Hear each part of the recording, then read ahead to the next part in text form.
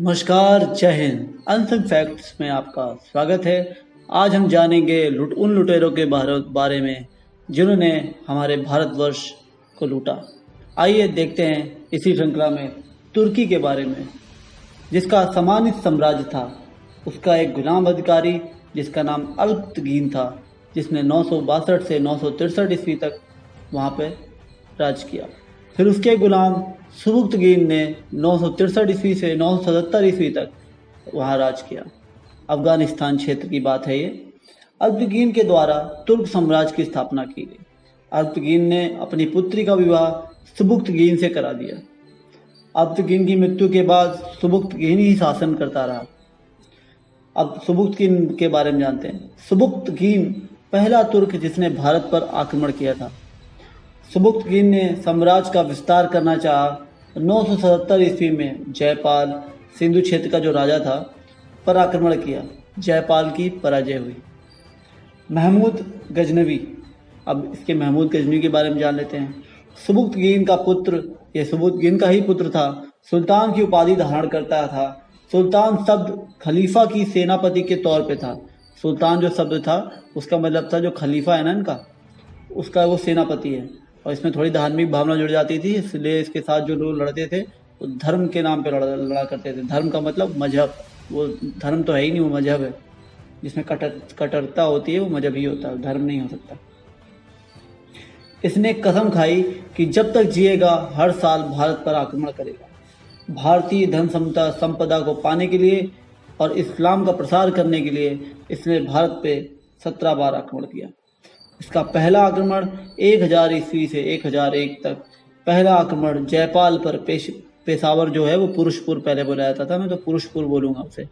जयपाल पर पुरुषपुर जयपाल ने आत्महत्या कर लेता है। आत्महत्या किस लिए कर लेता है? हार जाता है, बेइज्जती होती है।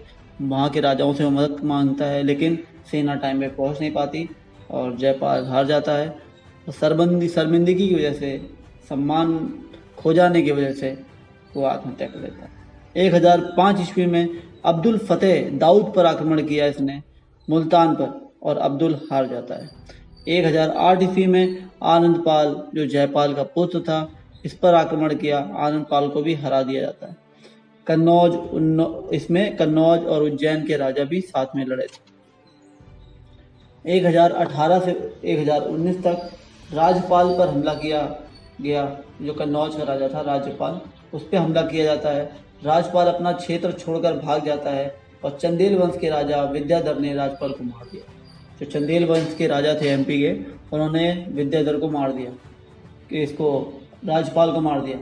चंदेल वंश के जो राजा विद्याधर थे, उन्होंने राजपाल को मार दिया। क्यों मार दिया? उन्होंने क्षत्रिय धर्म का जो पालन नहीं किया था, युद्ध क्षेत्र छोड़ के भागे थे वो, इसलिए उनको मार दिया था। भारतवर्ष में हमेशा युद्ध खेलना, जान पे खेलना तो एक खेल रहा है। उसके मृत्यु कोई बड़ी बात नहीं थी, आत्मसम्मान बड़ी बात हुआ करना था। तो इसलिए चंदेल वंश के जो राजा विद्याधर थे, उन्होंने राजपाल को इसीलिए मार दिया।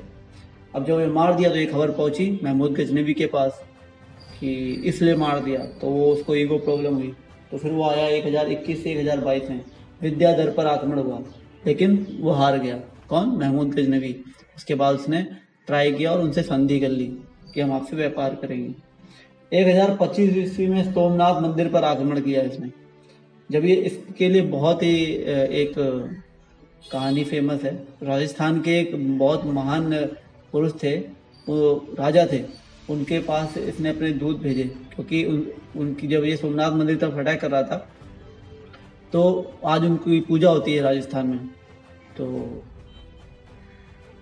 वहाँ पे उसने दूत भेजा कि आप हमें रास्ता दे दो, हमें सोमनाथ मंदिर लूटने आना है। तो राजा ने बोला तुम्हारी हिम्मत कैसे हो गई ऐसे पूछने की? तो इन्होंने रास्ता नहीं दिया था, तो ये समुद्र के रास्ते थोड़ा आया और फिर वो गुजरात में घुसा, फिर अटैक किया। और जाते वक्त इन्होंने जो वो राजा थे वहाँ के राजस्थान के, उन्होंने क्या किया था, अपने बेटे उसकी सेना में मिला दिए थे। वो बहुत छोटे राजा थे, लेकिन वीर बहुत ज़्यादा थे। तो उन्होंने सारे राजाओं से मदद मांगी, एमपी यूपी और राजपूताने के सारे, आज के एमपी यूपी बता रहा हूँ, सारे राजाओं की सेना लेट पहुंची वो तब भी, लेकिन वो अकेले भिड़ गए उससे। और उसके बाद हुआ क्या, ये तो इधर हारे, मतलब वीर गति को प्राप्त हुए, और उनके बेटों ने क्या किया, उनकी सेना में मार्गदर्शक बन गया। इसके महमूद गजनवी की सेना में, और उसको पूरे रेगिस्तान में इतना घुमाया कि उसकी आधी ज़्यादा सेना वहीं मर गई भूख प्यास से। ये कहानी थी। कल्लादेव करके उनकी पूजा की जाती है। अब आगे देखते हैं। 1025 ईस्वी में सोमनाथ मंदिर पर आक्रमण किया गया। वापस जाते समय जाट भाइयों ने उस पर आक्रमण किया और उसके बहुत सारी लूटपाट करी। 1027 में वो जाटों के लिए ही आया। जाटों के विरुद्ध उसने अभियान चलाया, लेकिन ज़्यादा कुछ ना कर सका, लेकिन जाट भाई हार गए। हमारे अंदर यूनिटी नहीं थी ना, हम बटे हुए थे थोड़े। 1030 ईस्वी में महमूद गजनवी की मृत्यु हो गई। काबुल, दिल्ली, कन्नौज, मथुरा, कांगड़ा, थानेश्वर, कश्मीर, ग्वालियर, त्रिपुरी, बुंदेलखंड, बंगाल और पंजाब, इतना तो अपने अंदर हथिया ही चुका था। उसके बाद मोहम्मद गौरी, दूसरा लुटेरा जिसको सब जानते हैं, जिसने धोखे से चौहान को मारा था, पृथ्वीराज चौहान जी को मारा था। गौर अफगानिस्तानी, बहराम शाह गजनवी का अंतिम शासक था। 1175 ईस्वी में गौरी मुल्तान पर अधिकार करता है। उसकी ये पहली विजय थी। 1178 ईस्वी में गौरी गुजरात पर हमला करता है, पर भीमदेव द्वितीय से हार जाता है। यह इसकी पहली हार थी। भीमदेव द्वितीय की मां नयिका देवी थी, जो भीमदेव समय छोटे थे, उनकी संरक्षिका थी। आबू पर्वत के निकट ये युद्ध होता है, जिसमें ये हारता है 1178 में भीमदेव द्वितीय से। 1179 ईस्वी में ये पुरुषपुर, जो पेशावर है आज का पाकिस्तान में, उस पर हमला करता है, उसको जीतता है। 1181 ईस्वी में लाहौर पर हमला करता है, जो रावी नदी के किनारे पे है। लाहौर भी अपने उसका पुराना नाम है, अलग है। ये लाहौर आज का नाम है, लव से है, लव भगवान राम जी के जो बेटे लव थे ना, उसके उनके नाम पे था लाहौर। लाहौर पर रावी नदी के जो किनारे है उस पर अटैक करता है। 1189 ईस्वी में भटिंडा पे, पंजाब क्षेत्र पे अटैक करता है और जीतता है। 1191 में तराइन का जो प्रथम युद्ध होता है, वो तो विश्व विख्यात युद्ध है, जिसमें पृथ्वीराज चौहान द्वारा बहुत ही अच्छा रण कौशल दिखाया गया और इसकी पूरी सेना को हराया गया। और पृथ्वीराज चौहान ने बस वही गलती कर दी, इसको जिंदा छोड़ दिया अपने क्षत्रिय धर्म को निभाते हुए कि हत्थे पे मैं हाथ नहीं उठाऊंगा। वही शायद पूरे भारतवर्ष के लिए बना रहा। और द्वितीय जो युद्ध हुआ 1192 ईस्वी में, उसमें जो तराइन का द्वितीय युद्ध हुआ, उसमें इसने क्या किया, उनके पूरे परिवार को मार दिया, उनकी औरतों की इज्जत लूटी गई। और अगर वो इतिहास जो हमारे इतिहास में हमें पढ़ाया नहीं गया, चंद बरदाई की हम उसकी किताब पढ़ लें, पृथ्वीराज रासो, तो बहुत ही अच्छा इतिहास हमें मिल जाता है। राजस्थान के बहुत सारे इतिहासकार आज भी हैं जो देश के लिए लिखते हैं, जो सच है वो लिखते हैं। तो 1192 में चौहान को अरेस्ट करके लेके गए, वो बंदी बना दिया गया और लेके गया वो अपने गौरी, उनको लेके गया गजनी। वहाँ ले आकर चौहान से बात नहीं मानने पर चौहान ने आंख नहीं झुकाई तो आंख उसकी फोड़ दी। फिर चंद्र बरदाई से मिलने गए, सोचा राजा बंदी है, देश का सम्मान बंदी है, छुड़ा के लाएंगे। छुड़ा के नहीं लाएंगे तो कुछ ऐसा करके आएंगे कि क्षत्रिय की नाक ऊंची रहे। तो उन्हीं का वृत्तांत एक है, जब गौरी के दरबार में खड़े होकर उन्होंने बोला था, 4 बास 24 गज अंगुल अष्ट प्रमाण, ना उते ता उते बैठा सुल्तान मत चुके चौहान। चौहान जी को, पृथ्वीराज चौहान को सब वेदी ब्राह्मण चलाना आता ही था, चला दिया उन्हें और नहीं चुके चौहान। गौरी की मृत्यु हुई। लेकिन अपने कुछ चाटुकार इतिहासकार बोलते हैं कि गौरी जिंदा रहा, वो अजमेर में मरा। ऐसा कुछ नहीं था, गौरी वहीं मरा था जहां से वो आया था। फिर उसके बाद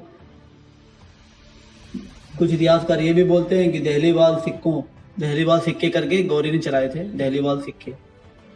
उसमें एक तरफ लक्ष्मी जी का चित्र था और दूसरी तरफ मोहम्मद बिन साम बोलते हैं कि वो गौरी को कहा जाता था। तो उसी का उदाहरण देके बोलते हैं कि मोहम्मद बिन साम जो है उसे गौरी को कहा जाता था, तो गौरी उस समय जिंदा था। ऐसे तो बहुत सारी चीजें चलती है कि बोला कि महाराणा प्रताप पे अकबर ने अटैक किया, तो अगर अटैक किया तो फिर महाराणा प्रताप के सिक्के चल रहे थे। बोला कि युद्ध जीत लिया था अकबर ने, लेकिन सिक्के तो महाराणा प्रताप के चल रहे थे ना। तो फिर दोनों जहाँ पे हिंदू धर्म को हानि पड़ रही है, हमारी संस्कृति को हानि पड़ रही है, वहाँ तुम आगे बोल दो चढ़ के, नहीं ये प्रूफ है। और जहाँ पे दूसरी बात होती है वहाँ पे तुम पीछे हट जाते हो। अभी तुम यहाँ पे ये इतिहासकार बोलेंगे कि दिल्ली वाले सिक्कों में एक साइड गौरी ने जो चढ़वाए थे, उसमें एक तरफ लक्ष्मी जी का चित्र था, दूसरी तरफ मोहम्मद गौरी का चित्र था, उनका नाम लिखा हुआ था, तो वो इसलिए मोहम्मद गौरी जिंदा था। क्या ये नहीं हो सकता कुतुबुद्दीन ऐबक जो उसका गुलाम था, उसने भारत को उसको राज करने के लिए छोड़ा, उसने वो संभाला, मोहम्मद गौरी को जब मार दिया पृथ्वीराज चौहान ने, और खुद भी मरे, चंद्रबरदाई ने, और उन दोनों ने आपस में एक दूसरे को मार लिया, तो उसके बाद कुतुबुद्दीन ऐबक ने उसका राजपाट संभाला, और क्योंकि वो उसका गुलाम था तो उसने वो उसके सिक्के चलवा दिए। और क्या प्रूफ है कि मोहम्मद बिन साम उसी का नाम है? हो सकता है वो उपाधि हो जो ली जाती हो, एक एक के बाद दूसरा राजा लेता हो, ये भी हो सकता है। अगर तुम ये मानते हो तो ये भी मानो कि अकबर हारा था। वहां तुम बोलते हो कि अकबर जीता था, लेकिन जहां जीता है वहां महाराणा प्रताप के सिक्के चल रहे हैं, ऐसा हो सकता है क्या? ये हो ही नहीं सकता। तो दोनों तरफ रह के इतिहासकार, जो चाटुकार इतिहासकार होते हैं, वैसे ही बात करते हैं। तो हम अपने हिसाब से पढ़ेंगे। हमारे देशभक्त लोग हैं और हम भी देशभक्त हैं। हमारे वीर जो हमारे लिए शहीद हुए हैं, हमारे लड़े, हमारे लिए वीर गति प्राप्त की है, तो उनके सम्मान में और सच जो सच है वही इतिहास हम पढ़ेंगे। हाँ, उसके बाद गौरी ने, जो वो मर गया, उसने क्या नियुक्त किया? उसके बाद जो उसका गुलाम था, उसने अजमेर व दिल्ली क्षेत्र के लिए कुतुबुद्दीन ऐबक ने उस क्षेत्र पर नियंत्रण कर लिया और वहां से शासन को चलाने लगा। जय हिंद, नमस्कार। अच्छा लगा हो तो लाइक एंड शेयर जरूर करें।